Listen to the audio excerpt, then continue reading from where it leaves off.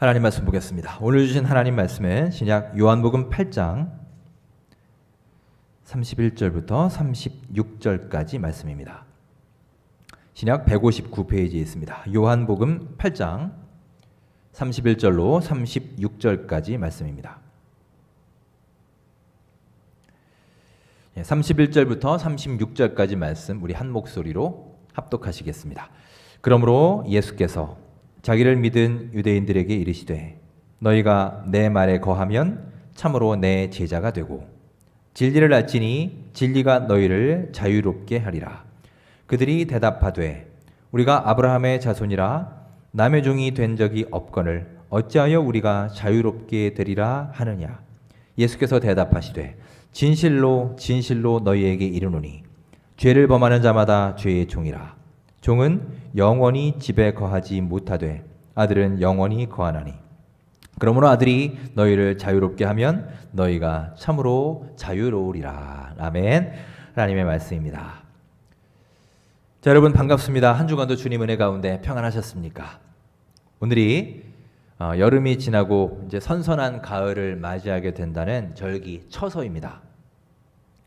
아직도 더위가 싹 가시진 않았지만 그래도 어제 제가 광교 호수에 운동을 다녀왔는데 확실히 더위가 좀 꺾이긴 했습니다. 지난 7월 초에 우리가 현장 예배를 다시 시작했는데요. 약 한 달 반 만에 또다시 온라인 예배로 드리게 되었습니다. 확진자들이 계속 또 급증하고 있고 몇 주 전만 해도 이제 확진자 관련 이렇게 문자가 오지 않습니까? 하루에 한두 개 정도 받았던 것 같은데 요즘에는 매일 거의 한 10개 이상 받는 것 같습니다. 그만큼 상황이 심각하고 또 특별히 교회를 통한 감염이 워낙 많은지라 저도 참 마음이 무겁고 안 좋습니다. 어제 오후 한 5시 반쯤에 교회 전화로 수원시청 문화예술과에서 전화가 왔습니다. 그러니까 토요일 그 시간에 전화를 왜 했겠습니까? 뻔하죠. 오늘 주일 예배 드리는지 안 드리는지 체크하려고 전화했습니다. 그래서 우리 교회는 온라인 예배 드린다고 얘기를 했고요. 그랬더니 또 계속 묻습니다. 성가대는 하느냐, 식사는 하느냐, 소모임은 하느냐, 찬양팀을 몇 명이 하느냐, 마스크를 쓰고 하느냐, 아주 꼬치꼬치 물어요. 그래서 우리 교회는 다 지키고 있다고, 식사, 소모임, 성가대 다 당분간 안 하고 정부 지침대로 하고 있다고 얘기를 했는데요. 21일 금요일에 예배를 드리지 말라고 했는데 원천교회가 예배를 드린다고 아마 동네에서 누가 민원을 넣은 것 같습니다. 그러니까 우리 금요 예배, 그 온라인 예배를 말하는 것 같아요. 아마 그게 시끄러워서 그런 것 같지는 않고요. 우리가 창문 다 닫고 평소보다 더 작게, 크지 않게 예배를 드렸거든요. 어쨌든 소리가 들리니까 이제 저 교회에서 예배 드린다 좀 알리기 위해서 민원을 넣은 것 같습니다. 여러분도 참 요즘 어려우시죠? 살기도 어렵고 직장 생활도 어렵고 신앙 생활도 참 쉽지 않습니다. 요즘 페이스북에 올라온 사진을 봤는데요. 어느 식당 문 앞에 아예 이렇게 대놓고 붙여놨더군요. 교회 다니는 사람 안 받습니다. 이렇게 붙여놓은 문구를 봤습니다. 다른 교회 교역자들에게 물어보니 대기업에 다니시는 집사님은 매주 월요일에 출근하면 종교 행사 참석 여부를 그 문진표에 작성한다고 합니다. 아마 여러분 중에도 그런 분들이 계실 것 같네요. 어떤 어린이집에서는 교사 단톡방에서 그 교사가 교회를 다녀왔는지를 물어보고 그 여부를 학부모들에게 공지한다고 합니다. 또 요즘엔 병원에 가면 여러 가지 묻는 것 중에 해외에 다녀왔느냐, 또 어떤 병을 앓은 적이 있느냐, 다음에 최근에 교회 방문하신 적이 있느냐, 이런 걸 물어본다고 하죠. 여러분도 아마 동네에서 직장에서 비슷한 일들을 경험하고 계실 겁니다. 요즘에는 벌써 교회 다닌다 하면 사람들의 표정이 싹 바뀌죠. 그리고 대놓고 비난도 하죠. 요즘 확진자가 하루 300명이 넘고 상황이 워낙 위중한 만큼 이해가 안 가는 건 아니지만 막상 그런 글들을 보고 들으니 참 한편으로는 마음이 무겁고 슬퍼지더군요. 꼭 사회의 그런 반응이 아파서라기보다는 이 시대의 교회와 이 시대의 기독교 또 이 시대의 크리스찬들이 사회에서 어떤 존재이며 어떤 위치에 있는가, 또 어떤 영향을 미치고 있는지 간접적으로 보여주는 사건들이라 생각이 되어서 더욱 마음이 아픕니다.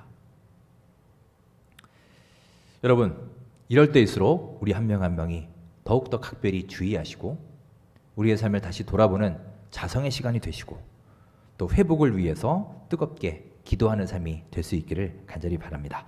자, 옆에 함께 예배하시는 분들 계시면 우리 함께 인사 나누겠습니다. 반갑습니다. 우리 함께 위로하시고 격려하시면서 인사 나누겠습니다. 반갑습니다.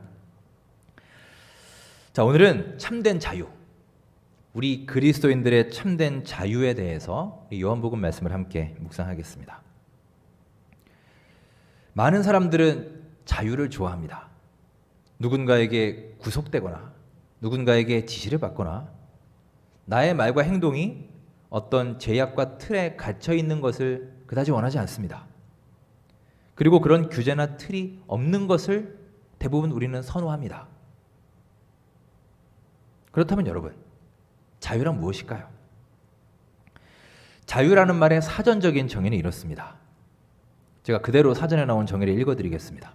외부적인 구속이나 무엇에 얽매이지 아니하고 자기 마음대로 할 수 있는 상태. 이게 사전에 첫 번째 나오는 자유의 정의입니다. 자, 역사적으로 볼 때 사람들은 이 자유를 굉장히 중요시 여겼습니다. 사람들은 늘 자유를 찾고 갈망했습니다. 혹시나 이 자유를 빼앗긴 민족이 있으면 이 자유를 쫓아 되찾기 위해서 싸우고 투쟁하며 피 흘리며 살아왔습니다. 프랑스의 국민들은 바로 이 자유 때문에 프랑스 대혁명을 일으켰고요. 링컨 대통령은 흑인 노예를 해방시켜서 자유를 누리도록 했습니다. 한마디로 우리 인류의 역사는 자유를 향한 몸부림이었으며 자유를 찾아가는 역사다라고 해도 과언이 아닐 것입니다. 요즘 이 마스크와 관련해서 여러 가지 사건들이 있죠. 뉴스에 보도된 사건들만 해도 여러 건수 됩니다. 전철에서 한 사람이 마스크를 안 쓰고 있어서 마스크를 쓰라고 했더니 그 사람이 마구 성질을 내면서 내가 코로나 검사받고 음성 나오면 어떡할 거냐 이러면서 적반하장으로 대들었다고 하죠. 택시를 탄 승객의 자유가 있죠. 우리가 참 생각해 볼 문제입니다. 바로 종교의 자유와 집회의 자유입니다. 물론 우리는 하나님을 섬기는 주의 백성들입니다. 주의 자녀들이에요. 그리고 한 종교인이기도 합니다. 또한 우리는 홀로 신앙생활을 하지 않죠. 함께 모여서 예배하고 함께 교제를 나누는 신앙 공동체입니다. 신앙 공동체도 곧 집회라고 할 수 있죠. 자, 그렇다면 과연 이 종교의 자유와 집회의 자유, 어디까지가 우리의 자유일까요? 어디까지가 허용되는 것일까요? 혹여 우리는 이 자유라는 명목하에 나의 행동이 알게 모르게 누군가에게 피해를 주고 있는 것은 아닐까? 요즘 저는 이 문제 앞에서 굉장히 많은 생각과 고민 가운데 살고 있습니다. 오늘 본문 말씀은 우리가 그토록 갈망하고 있는 자유에 대해서 말합니다. 특히 그리스도인으로서 우리 하나님 안에서 누리는 참된 자유에 대해서 말하고 있습니다. 먼저 31절을 보시면 오늘 본문의 배경이 나오는데요. 예수님께서 유대인들을 향해서 하신 말씀입니다. 자, 31절 말씀을 함께 읽으며 배경을 살펴보겠습니다. 함께 읽습니다. 그러므로 예수께서 자기를 믿은 유대인들에게 이르시되 너희가 내 말에 거하면 참으로 내 제자가 되고. 아멘. 예수님이 말씀하십니다. 너희가 나의 참된 제자가 되려면 내 말에 거해야 한다라는 거예요. 자, 내 말에 거한다라는 말을 영어 성경에서는 hold to my teaching이라고 합니다. hold라는 말은 잡는다는 거죠. 붙잡는다는 거예요. my teaching, 즉 예수님의 가르침, 예수님의 말씀을 붙잡고 살아라. 다시 말하면 예수님의 말씀대로 살아라. 그러면 너희가 내 참 제자가 될 수 있다라는 말씀이에요. 이어서 32절에 보면 이제 자유에 대한 말씀이 나오고 있습니다. 자, 32절을 잘 보시고 함께 읽겠습니다. 시작. 진리를 알지니 진리가 너희를 자유롭게 하리라. 아멘. 자유에 대한 아주 유명한 말씀이죠. 그리고 이 구절을 좀 더 구체적으로 설명한 말씀이 36절에 있습니다. 자, 36절 함께 읽습니다. 시작. 그러므로 아들이 너희를 자유롭게 하면 너희가 참으로 자유로우리라. 아멘. 자, 32절, 36절에서 말하는 바는요, 우리가 자유를 누리는 것은 우리의 힘으로, 즉 내 스스로 나는 자유로워져야지, 나는 이제부터 자유롭게 살아야지, 내가 마음 먹고 내가 결심하고 내가 노력한다고 해서 이룰 수 있는 게 아니라는 것입니다. 여러분도 아마 느끼셨을 겁니다. 나는 자유하고 싶은데, 나는 평안하고 싶은데, 나는 거기서 좀 벗어나고 싶은데 그게 내 마음대로 안 되지 않습니까? 그럴수록 더 마음이 가고 더 신경이 쓰여지고 더 괴로워지고 더 자유하지 못하는 게 바로 연약한 우리의 삶이에요. 자, 그러면 어떻게 하느냐? 어떻게 우리가 자유를 얻을 수 있느냐? 36절에서 말합니다. 우리 주 예수 그리스도가 우리를 자유롭게 해주셔야 한다는 거예요. 그리고 그것이 바로 32절에서 말하는 진리죠. 즉 우리는 예수 그리스도의 진리 안에서, 주님의 진리의 말씀 안에서 비로소 자유할 수 있고요. 이 예수님의 진리가 우리를 자유롭게 해주셔야, 그래야 비로소 우리는 진정한 자유를 누릴 수 있다는 것입니다. 밥 바틀렛이라고 하는 탐험가가 있었습니다. 그는 탐험을 하면서 많은 새들을 잡아다가 배에 싣고 돌아오곤 했습니다. 그런데 하루는 그 새장에 갇혀있던 여러 새들 중에 유독 한 마리가 시끄럽게 떠들어댔습니다. 그날따라 새장을 발톱으로 막 핥히고 부리로 쪼아대기 시작을 했습니다. 그러더니 결국 새장을 뜯어버리고 하늘로 훨훨 날아가기 시작했습니다. 도망가 버렸습니다. 바틀렛과 그의 동료들은 이제 그 새는 영원히 놓쳐버렸다, 다시 찾을 수 없을 것이다 생각을 하고 포기했습니다. 그런데 몇 시간 후에 그들은 놀라운 광경을 보게 됩니다. 그 도망갔던 새가 다시 배로 돌아온 것입니다. 상태를 보니 날개에 힘이 다 빠져서 지쳐서 그만 가판 위에 쓰러져 버렸습니다. 그 새는요, 망망대해 바다를 날아다니면서 어딘가 정착할 곳을 찾다가 끝내 찾지 못하고 필사적으로 그 배를 다시 찾아서 돌아온 것입니다. 자신이 머물던 그 새장이 이전에는 꼭 갇혀있던 감옥 같았지만, 그래서 탈출했지만 막상 나가보니 이제는 거기가 더 이상 감옥이 아니라는 것을 알게 되었습니다. 오히려 이 망망대해 바다를 건널 수 있는 유일한 길이었던 것입니다. 그래서 필사적으로 돌아온 거예요. 여러분, 우리는 이 새의 모습으로부터 우리 인간들의 어리석은 모습을 보게 됩니다. 우리 사람들이 꼭 그 새와 같지 않습니까? 스스로 자유를 누리고 찾겠다고 하나님을 거부하고 떠났습니다. 하나님 말씀에 경청하지 않습니다. 내 지식과 내 경험을 의지하며 살아갑니다. 하나님을 믿는다는 것이, 신앙생활 한다는 것이 일종의 족쇄나 억압으로 여겨지고 그렇게 생각합니다. 사람들은요, 내 스스로 선택하고 내 스스로 판단하는 그 모습으로부터 인간의 참된 자유를 찾으려고 했습니다. 그게 진짜 자유인 줄 알았습니다. 그런 사고를 했던 대표적인 철학자가 바로 니체라는 사람입니다. 여러분 아마 이름은 들어보셨을 것입니다. 니체는 그리스도인들을 아주 약하디 약한 존재라고 비난했습니다. 그리고 소위 초인 사상, 힘을 가지고 모든 것을 초월할 수 있는 강한 인간을 추구했던 사람입니다. 하지만 정작 니체 자기 자신은 어떠했습니까? 후에 결국 매독에 걸리고 정신 이상까지 나타나서 아주 참혹하고 초라하고 비참하게 인생을 마감했습니다. 여러분, 우리 인간들의 진정한 자유는요, 오직 예수 그리스도 안에서 찾을 수 있고 주님 안에서 누릴 수 있음을 믿으시기 바랍니다.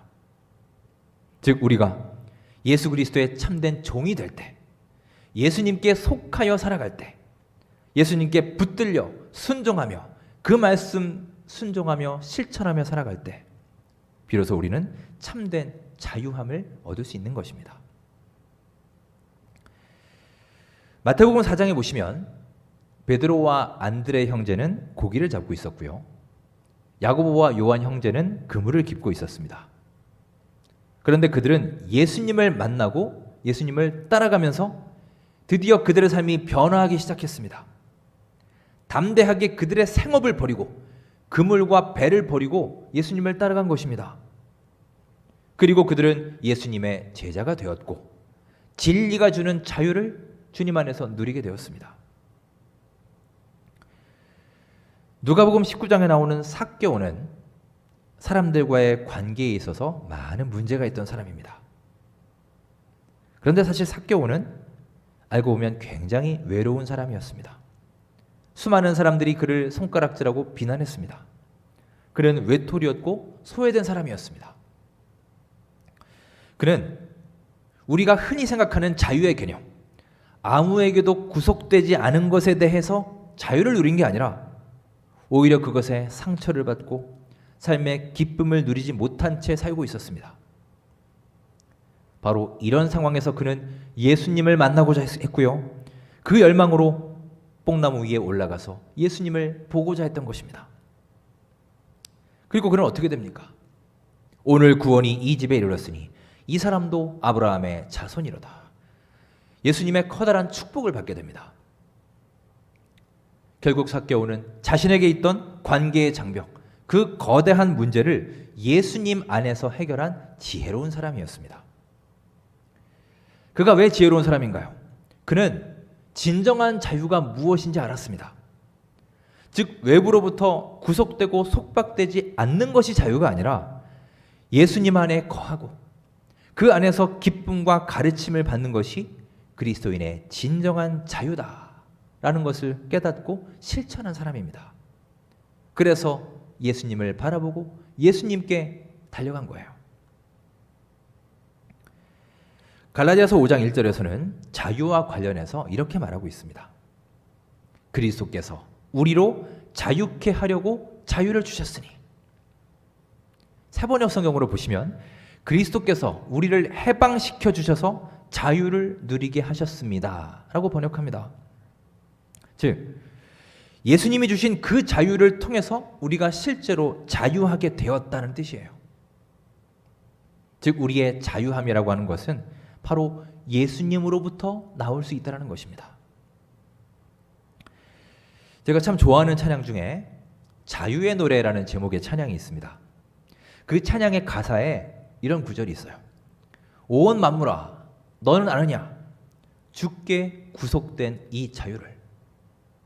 주께 구속된 자유. 저는 이 가사가 참 가슴에 와닿았습니다. 주께 구속된 자유. 어찌 보면 참 모순된 표현 아닙니까? 자유라고 하는 것은 구속되지 않은 것이 자유인데 주님께 구속된 것이 자유라는 말입니다. 일반적인 자유의 개념으로는 분명히 모순이죠. 말이 안 되는 표현입니다. 하지만 여러분, 우리 그리스도인들에게는 바로 이것이 참된 자유요, 진정한 자유에 대한 소중한 해답을 주고 있습니다. 즉 그리스도인이 누리는 자유는 아무에게도 속박되지 않고 내 마음대로 할 수 있는 것을 뜻하는 게 아닙니다. 바로 우리 하나님께 붙잡히고 우리 예수 그리스도께 구속되고 우리가 주님을 꽉 붙잡고 살아갈 때 그 진리의 말씀 안에서 누릴 수 있는 값진 것이 우리 그리스도인이 누리는 자유라는 사실입니다. 그러니 여러분, 우리는 자유라는 명목하에 그저 내 마음대로, 내 욕심대로, 내 정욕 끌리는 대로 살아가서는 안 됩니다. 그것은 곧 우리를 자유가 아니라 허망함과 패망의 길로 이끌어 갈 것입니다. 고기 잡던 예수님의 제자들은 생업을 버리고 예수님을 따라갔습니다. 안정적이고 편안한 삶을 택할 수 있었지만 그들은 그런 인간적인 자유로움이 아니라 영적 자유로움을 택한 것입니다. 세상 속의 편안함이 아니라 바로 예수님 안에 거하고 주님께 구속되는 참된 자유로움을 선택한 것입니다. 그리고 실제로 그들은 예수님의 제자가 되었고 진정으로 참된 영적 자유를 누리게 되었습니다. 삭개오는 사실 부자였습니다. 물질적으로 풍요로운 사람이었어요. 인간적으로 편안함을 누리고자 하면 얼마든지 그렇게 할 수 있는 사람이었습니다. 하지만 그는 삶에 만족이 없었습니다. 몸은 편할지라도 결코 편하지 않았어요. 그에게는 물질은 있었을지 모르지만 주 안에서 누리는 영적인 자유와 참된 평안이 없었기 때문입니다. 한 여인이 있었습니다. 어렸을 때 사고로 그만 팔을 하나 잃어버린 여인이었습니다. 20년 동안 한쪽 팔 없이 살아오면서 그는 심한 열등감과 좌절감에 빠졌습니다. 마음속에 깊은 상처가 남아 있었습니다. 너무나 그 상처가 깊고 자존심이 상해서 그는 사람들과 얘기할 때는 절대로 그냥 나가지 않고요. 꼭 팔이 있는 것처럼 위장을 하고 다녔습니다. 혹여나 사람들이 자기를 쳐다보거나 또 뒤에서 무슨 수근수근 소리가 들리면 그녀는 막 화를 내고 신경질을 부렸습니다. 어느 날 예배를 드리게 되었는데 그날 목사님의 말씀이 사도 바울에 대한 말씀이었습니다. 나에게 닥친 불행과 아픔과 가시, 그 악조건에 감사하고 자족하는 삶을 살아라 라고 하는 바울의 고백이었어요. 그날의 말씀이 그 여인의 마음속에 깊은 감동이 되었습니다. 커다란 위로와 울림이 되었어요. 그날 그는 펑펑 눈물을 흘렸고 자신에게 주어진 이 악조건에 대해서도 감사의 제목을 찾고 하나님을 찬양해야 된다는 것을 깨닫게 되었습니다. 그 순간 이 여인은 처음으로 자신의 팔이 없다는 사실에 대해서 마음으로 받아들이고 감사를 했습니다. 그리고 바로 그때 20년의 세월이 넘도록 그녀를 꽁꽁 묶고 있던 그 끈으로부터 그 자존심과 열등감과 좌절감, 이 단단한 족쇄와 결박으로부터 비로소 그는 자유를 얻게 되었습니다. 이제 그는 외출할 때 스카프를 하고 위장을 하고 다닐 필요가 없어졌습니다. 상황이 변한 게 아니라 자신이 변한 것입니다. 사람들이 자기 뒤에서 수근수근하는 소리가 들려도 혹시 나를 놀리는 것이 아닌가, 열등감에 힘겨워할 필요가 없어졌습니다. 비로소 그 여인은 진정한 자유인이 된 것입니다. 그렇게 자신의 아픔을 인정하고 거기에서 벗어나고 나니 이제 더 이상 숨길 것도 없고 더 이상 부끄러워할 것도 없어졌습니다. 그동안 한 번도 느껴보지 못했던 커다란 자유를 20년 만에 느끼기 시작했고 더욱더 하나님을 찬양하고 감사드리며 살았다는 이야기입니다. 여러분, 20년간 커다란 족쇄로 자리잡아 그토록 자신을 괴롭혀왔던 것이 하나님께 구속됨을 통해서 하나님께 찬송하고 감사함을 통해서 이제 마음속 깊은 상처가 자유함으로 변화된 것입니다. 사랑하는 여러분, 그리스도인이 누리는 자유는 바로 여기에 있습니다. 우리도 마찬가지 아닌가요? 저 역시 그렇습니다. 마음속에 얼마나 많은 상처와 좌절과 열등감이 있는지 몰라요. 지금도 누군가 그것을 건드리면 바로 폭발해버리는 나만의 그런 아킬레스건들이 다 우리에게 내재되어 있지 않습니까? 여러분, 이제 그것들로부터 자유를 누릴 수 있기를 간절히 바랍니다. 진리가 너희를 자유케 하리라. 그리스도께서 자유케 하려고 우리에게 자유를 주셨다. 우리 그리스도인의 참된 자유는 바로 우리 주 하나님 안에 있음을 믿습니다. 우리가 주님께 구속될 때, 하나님께 매여 있을 때, 예수 그리스도께 꽉 붙잡혀 살아갈 때 우리는 세상이 줄 수 없는 참된 평안과 자유를 얻게 될 줄 믿습니다. 그리스도 안에서 진정한 참된 자유를 하루하루 누리시고 기쁨과 만족 가운데 거하시는 올 가을 여러분 모두의 삶이 될 수 있기를 주의 이름으로 축원합니다. 기도하겠습니다. 하나님 아버지, 지금도 저희들을 얽어매고 있는 죄악의 구습들, 욕심들, 세상의 욕망으로부터 저희를 구별해 주셔서 하나님 안에서 얻는 참된 자유를 체험할 수 있는 저희들이 되도록 인도하여 주시옵소서. 그물을 버리고 주님을 쫓아간 예수님의 제자들처럼, 주님을 만남을 통해 진정한 자유를 갈망했던 삭개오처럼, 그리스도의 자유를 통해 진정한 자유를 얻었던 바울의 고백처럼 저희들의 삶 속에 주님께 구속되어서 체험하는 진정한 자유가 넘쳐나도록 인도하여 주시옵소서. 예수님의 이름으로 감사하며 기도드립니다. 아멘.